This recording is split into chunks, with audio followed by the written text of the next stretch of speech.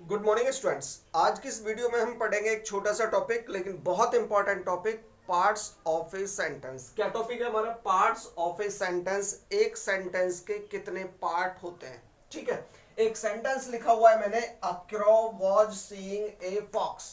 A crow was seeing a fox, एक कौवा एक लोमड़ी को देख रहा था। ये सिंपल सेंटेंस के आधार पर हम देखेंगे there are two parts of a sentence के दो पार्ट होते हैं, एक सब्जेक्ट और एक होता है प्रेडिकेट। सब्जेक्ट का मतलब होता है कि जो व्यक्ति या जो कार्य कर रहा है वो सब्जेक्ट, या फिर दूसरा एक और डेफिनेशन होती है कि जिसके बारे में कोई बात कही जा रही है वो सब्जेक्ट होता है। तो जो अ क्रॉ है ये इस सेंटेंस का सब्जेक्ट है, और सब्जेक्ट के बाद जो प्रेडिकेट होता है उसके 4 या 5 पार्ट हो सकते हैं, जिनमें से होता है सबसे पहले हेल्पिंग वर्ब, उसके बाद मेन वर्ब, उसके बाद ऑब्जेक्ट। और ऑब्जेक्ट के भी दो भाग हो सकते हैं, एक डायरेक्ट ऑब्जेक्ट और एक इनडायरेक्ट ऑब्जेक्ट। उसके बाद आ जाता है एक कॉम्प्लीमेंट भी आ जाता है। ठीक है, तो ये हो गए हमारे सब्जेक्ट और प्रेडिकेट दो पार्ट। और दो पार्ट में भी मैंने प्रेडिकेट के पार्ट बताए आपको, helping verb, main verb, object, and आगे हो सकता है इसमें दिया नहीं है कॉम्प्लीमेंट। लेकिन अब जो इसमें सब्जेक्ट है, सब्जेक्ट के भी 4 पार्ट हो सकते हैं। सब्जेक्ट के भी 4 पार्ट हो सकते हैं। कैसे हो सकते हैं 4 पार्ट, देखेंगे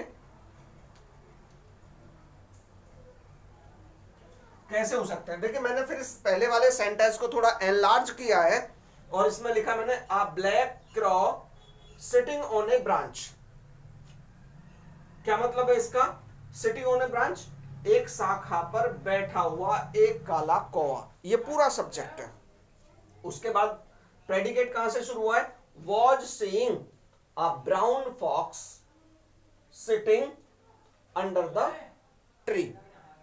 तो अब इसमें क्या बनेगा भाई, दोबारा देख लें। जो सबसे पहले जो सब्जेक्ट था हमारा, यहां से सब्जेक्ट को देख रहे हैं ब्रांच तक, और एक क्रॉस से शुरू करके ब्रांच तक जो सब्जेक्ट है, इस सब्जेक्ट का सबसे पहले पार्ट आ गया ए को कहते हैं हम क्वालिफायर या डिटरमाइनर भी हम कह सकते हैं। सेकंड आता है ब्लैक, ब्लैक को हम कहेंगे एडजेक्टिव। क्या कहेंगे? एडजेक्टिव। तीसरा वर्ड आ रहा है इसमें क्रॉ, और क्रॉ है इसका मेन वर्ड, यानी सब्जेक्ट का main subject, main word, head word इसको हम कहते हैं। उसके बाद आता है सिटिंग ऑन ए ब्रांच, शाखा पर बैठा हुआ। कौन सा कौवा? शाखा पर बैठा हुआ, मतलब कौवे की विशेषता बता रहा, कुछ एडजेक्टिफाई कर रहा, उसके मीनिंग को जोड़ रहा है। तो ये भी एक एडजेक्टिव का काम करता है, और इसीलिए इस पूरी फ्रेज को भी, एडजेक्टिव होता है तो सिंगल वर्ड होता है, लेकिन पूरी फ्रेज है और एडजेक्टिव का काम कर रही है, तो इसको हम कहते हैं एडजेक्टिवल फ्रेज। तो ये 4 पार्ट हो गए। ठीक है, ये 4 पार्ट हो गए आपके। उसके बाद आता है प्रेडिकेट के पार्ट, देखेंगे। प्रेडिकेट के भी सबसे पहले हेल्पिंग वर्ब, फिर मेन वर्ब, फिर ऑब्जेक्ट, और फिर कॉम्प्लीमेंट। लेकिन जिस तरीके से सब्जेक्ट के 4 पार्ट थे, बिल्कुल सेम उसी तरीके से ऑब्जेक्ट के भी 4 पार्ट हो सकते हैं। अब ऑब्जेक्ट क्या था हमारा?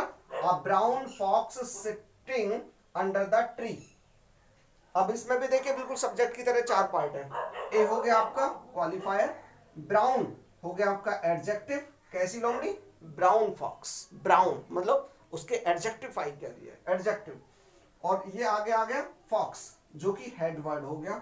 Sitting under the tree, sitting under the tree का मतलब बनता है पेड़ के नीचे बैठी हुई। तो ये एडजेक्टिव का काम कर रही है, लेकिन पूरी फ्रेज है, तो इसको हम कहते हैं एडजेक्टिवल फ्रेज। हमने ये लिख दिया। ठीक है स्टूडेंट्स, मेरे विचार से आपको ये समझ में आ गया होगा कि एक सेंटेंस के कितने पार्ट होते हैं। ठीक है, इसी तरीके की वीडियोस को देखने के लिए चैनल पर जुड़े रहिए, सब्सक्राइब कीजिए, और अपने और फ्रेंड्स को भी सब्सक्राइब करने के लिए मोटिवेट कीजिए। Thank you very much, have a nice day.